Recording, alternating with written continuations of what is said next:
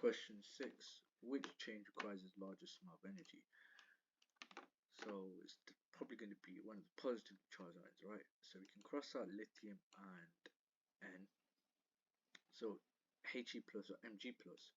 Well, the He plus is the if you look at it, He plus and Mg plus.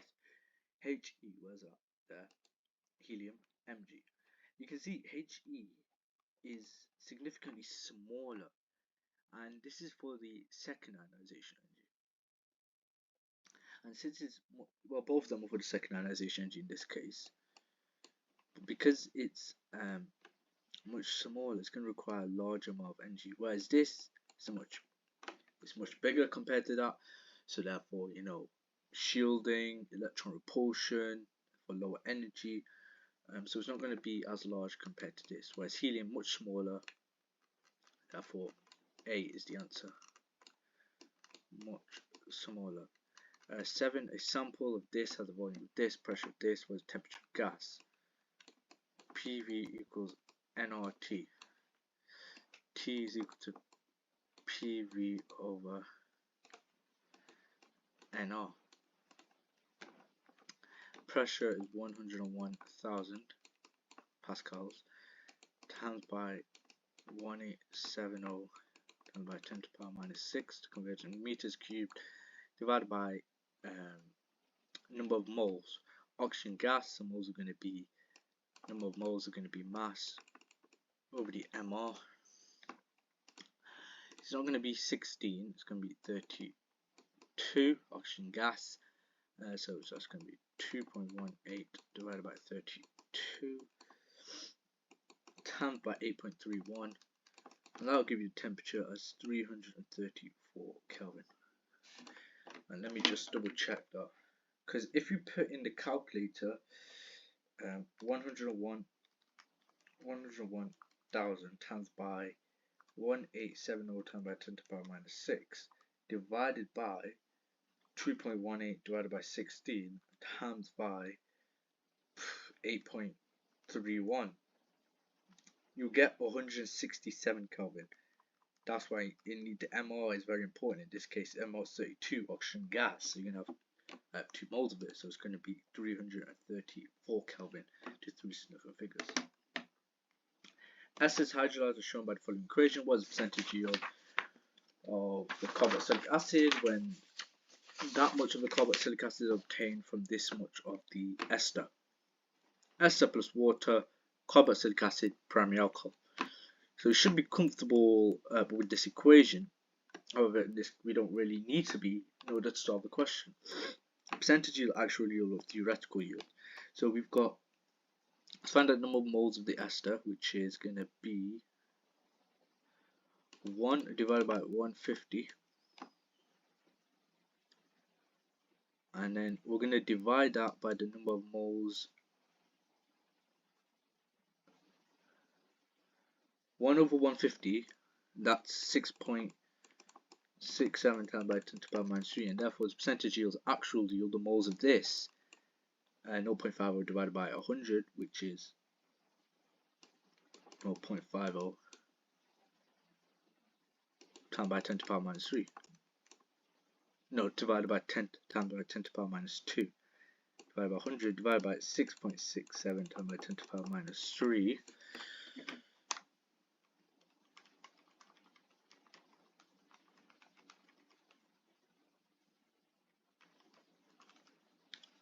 75%. Two significant figures. What is the concentration of Mg2 plus ions in the solution? So we've got magnesium hydroxide, and we're told that it is fully dissociated into ions. So what would the ions be like?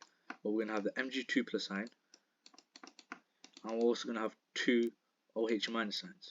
So that's just a nice way to see what's going on. But really, we don't really need that. We need to find out the moles of magnesium hydroxide, and then we know it's 1:1 molar ratio. And then we need to find out the concentration, and then that's it. So moles of magnesium hydroxide is the mass. 1.17 times by 10 to power is that minus 2 minus 3. 1.17 times by 10 to power minus 3 divided by the MR of magnesium hydroxide, which you just look at the periodic table. Magnesium hydroxide, so we've got magnesium 24.3, oxygen 16 times by 2, and 2 hydrogens as well, because remember it's OH squared. There's 2 of them, OH2. So that will give us, over this MR, plus 32 plus 2, 16 plus 16, 32, 2.0 times by 10 to the power minus 5. 2.1 times by 10 to the power minus 5. Moles concentration and volume concentration is the moles divided by the volume, which is 100 centimeters cubed. We want a moles per DM minus cube, so it's going to be 100 times by 10 to the power of minus 3, 100 divided by 1000. And that will give me 2.01 times by 10 to the power minus 4. Question 10, what is the factor by which the rate of reaction changes? Well, we know just from the rate equation that C2H4, ethene, and hydrogen are first order, right? First order. So if the reaction mixture is compressed to triple the original pressure, so we've got 3, and then 3 for ethene, just times it out by 3, and also timesing hydrogen by 3, it's just 3 times 3, which is 9. Therefore, the rate of reaction changes, in this case, increases by a factor of 9. 11. Question 11. When 1 mole of ammonia is heated to a given temperature, 50% of the compound dissociates and the following equilibrium is established. What is the total number of moles of gas present in this equilibrium mixture? So we have 1 mole of ammonia, 50% of it dissociates. Now it's not saying 50% goes here and you've got 0.50 here. It's total, no, because yeah, it's not that. 50% dissociates, so now we're left with 0.50, and then the following equilibrium is established. So we've got 0.50 here. Well, that's going to be 0.25, 1 to a half molar ratio, and then this is going to be 3/2. This is going to be 0.75. It's just going to be triple the moles of nitrogen, right? And if we add those up, it's going to be 0.75, 0.5 plus 0.25, 0.75 plus 0.75, and that will give me 1.50, 1.5. So the hardest part for this question, in my opinion, is, understanding 50% of compound dissociates, and therefore you're left with, for ammonia, is just 0.5, and then you can calculate the molar ratios. Not seeing that that's 1, so therefore the rest of it is 0.5. No. Which change will alter the value of the equilibrium constant Kp for this reaction? First time I looked at it, I was like, oh, I'm gonna look. When I was doing this question, I was like, oh, I'm gonna have to, actually concentrate for this question, because it's like increase the total pressure, increase the concentration of that, increase the concentration of sulfur dioxide, sulfur trioxide, increase the temperature. Then I realized pretty quickly, only temperature can affect the value of equilibrium constant. Only temperature. In this case, only temperature can affect the value of Kc, or in this case can affect value of Kp.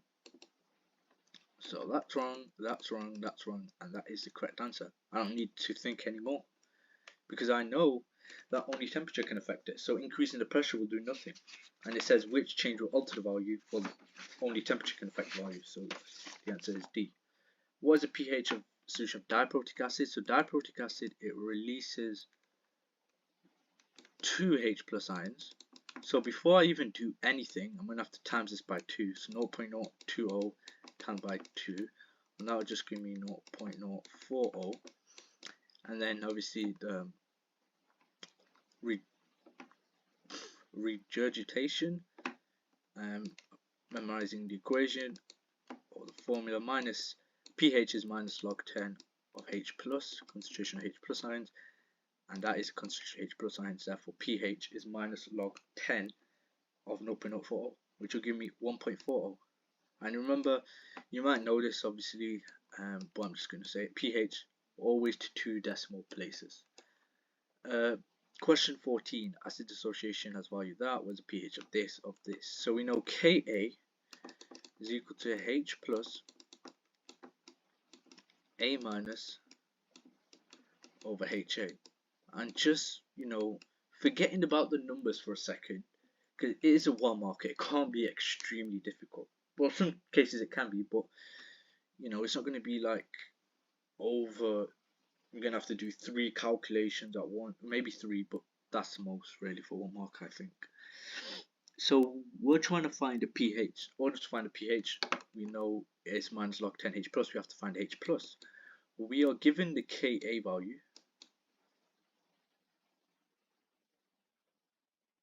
and we're given the solution of HA. So we should know in this case H plus is equal to A minus.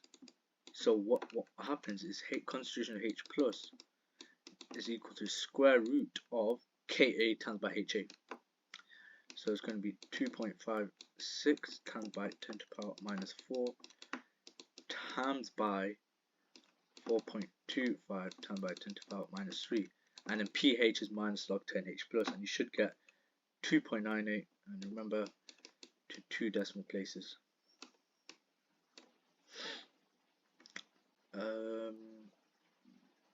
Which of the following uses the correct standard form appropriate number of centrifuges to give the correct results of calculation? First time I looked at this question, I was like, does it just want me to do these numbers to standard form? Obviously, but I was like, no, that can't be, because why would it give me 3 values then? Or 2 actually in the MR. So a student calculated the minimum volume of HCl required to react with excess of magnesium to form this much magnesium chloride. So first things first, to work out the moles of magnesium chloride. Mass of MR 5.46 divided by 95.3. What can I notice is a 2-to-1 molar ratio, so then I'm going to times that by 2, and that will give me the moles of HCl, hydrochloric acid. Okay, well, I know the moles of magnesium chloride is 0.05729. Now we want to find out, well, we're given the volume of HCl. So what we need to find out now, concentration, moles, concentration, volume, moles is concentration, volume, concentration is the moles, 0.05729 times by 2, well, divided by 2.56, the volume.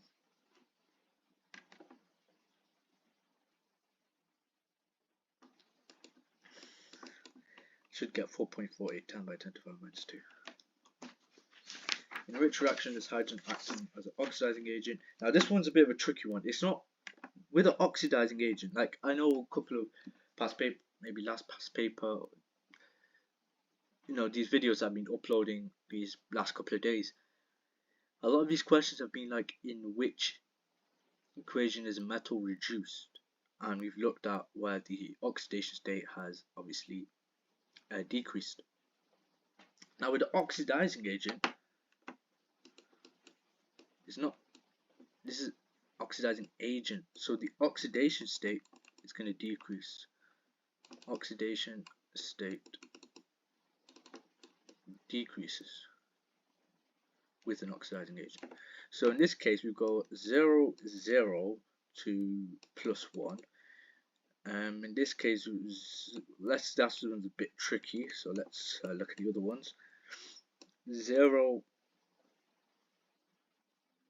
0 plus 1. In this case, 0, 0.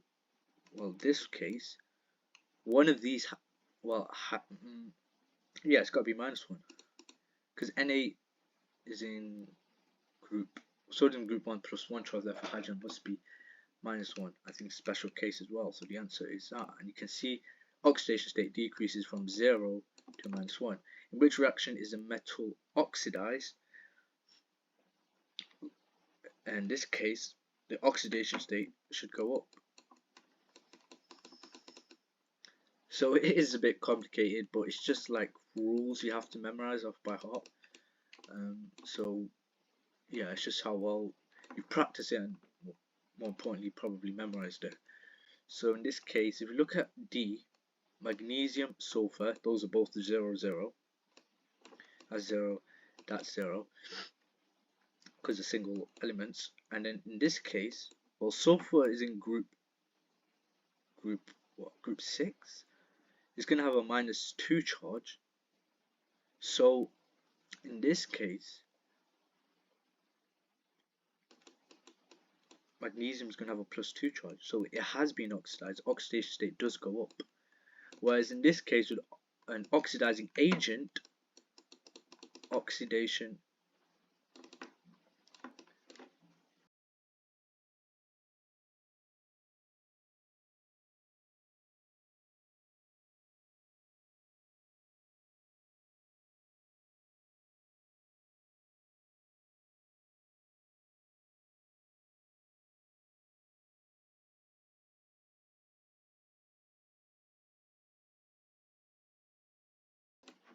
Question 18, your statement is correct.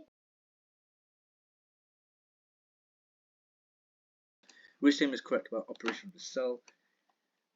A. Metal copper is oxidized by Ag plus ions. What is X? Which is X? Well, we can find out. This is really complicated for one marker. This is ridiculous. But it's not hard, it's just really long actually. Not complicated. We've got the mass. We're trying to find X, so we need to find out its MR. So we need to use PV equals nRT.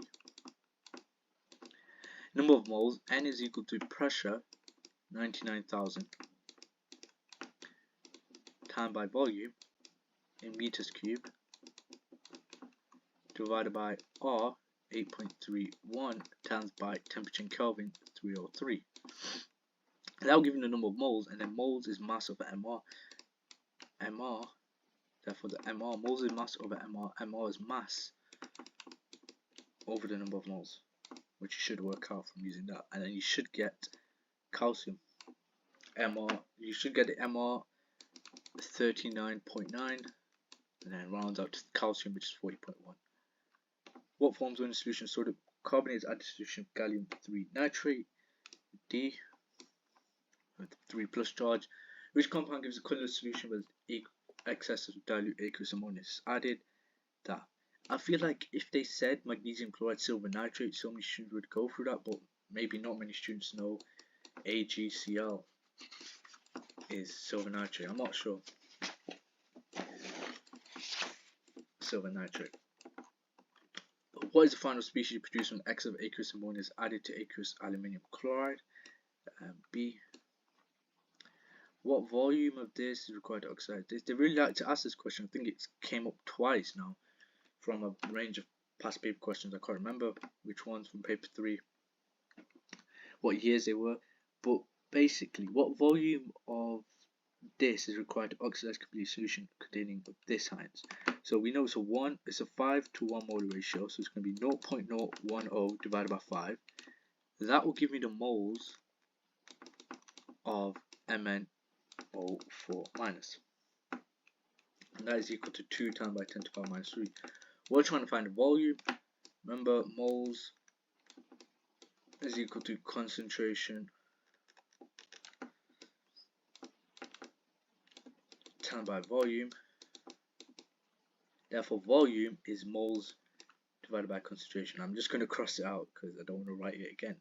So volume is moles divided by concentration. It's going to be this divided by the concentration.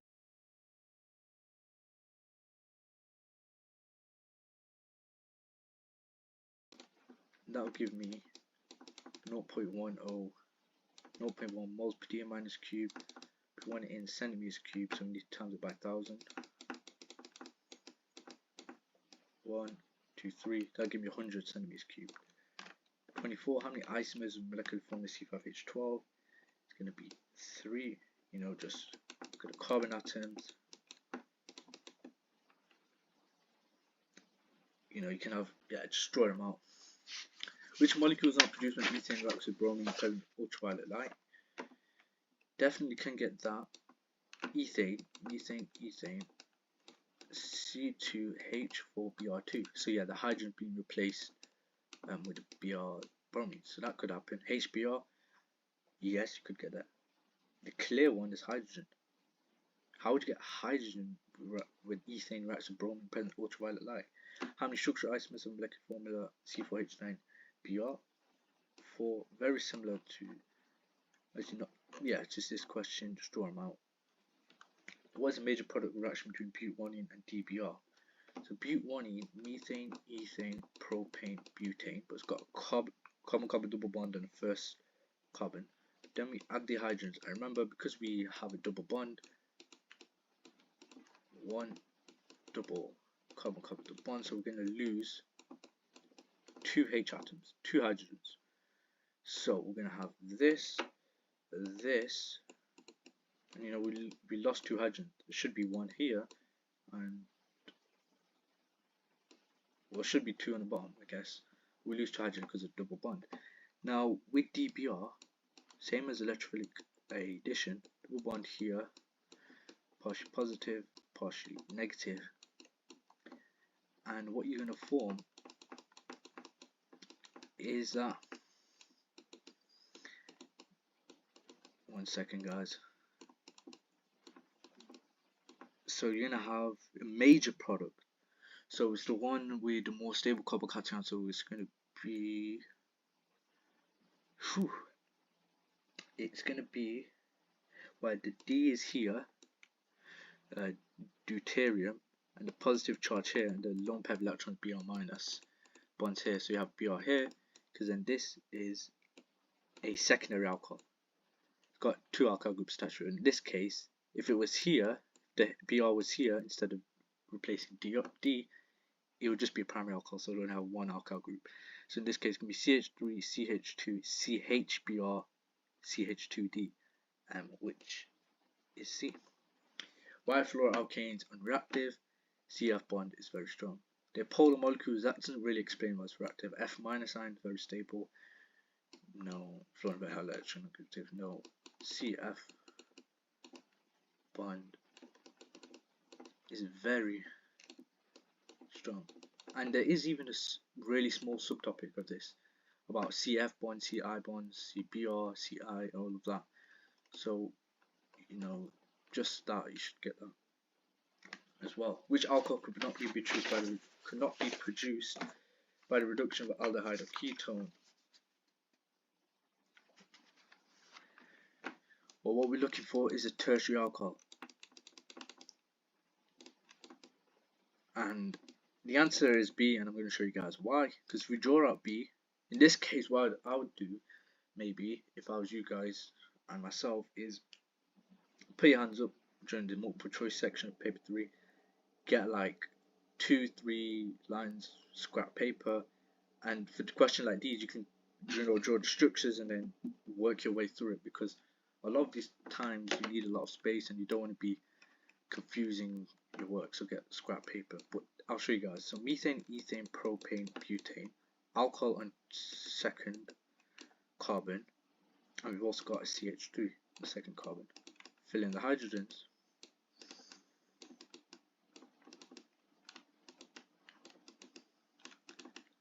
Look what we have here. This carbon OH group is attached to 1, 2, 3 carbons, 3 alkyl groups.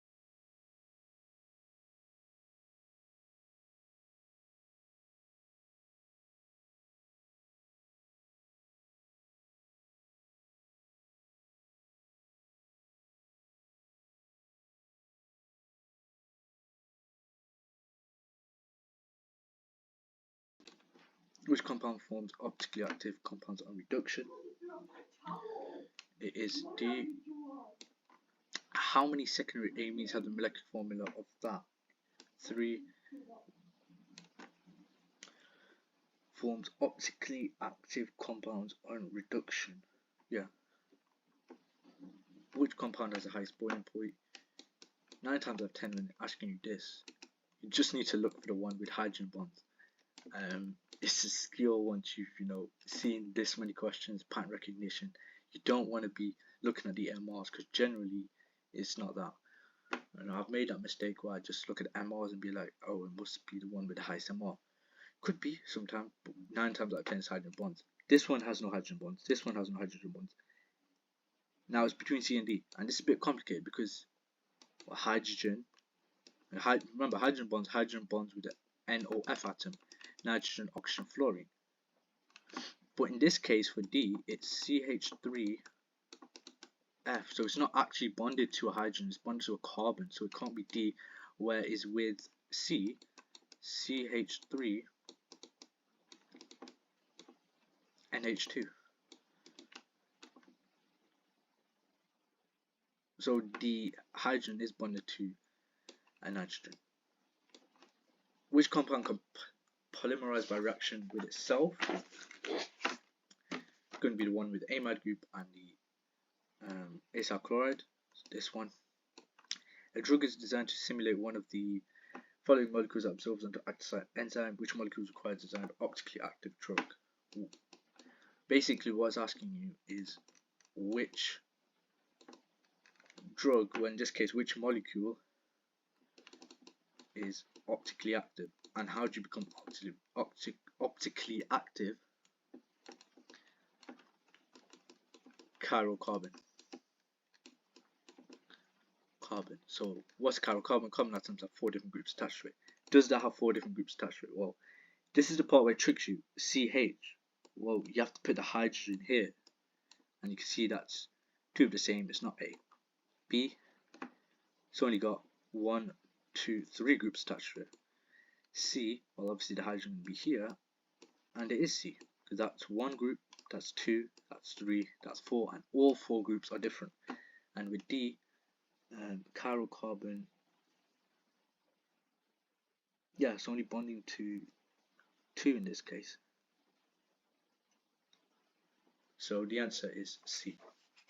Which amine has only 3 peaks in its proton and NMR spectrum? Diethylamine. So the answer is C. And that is the end of the multiple choice question.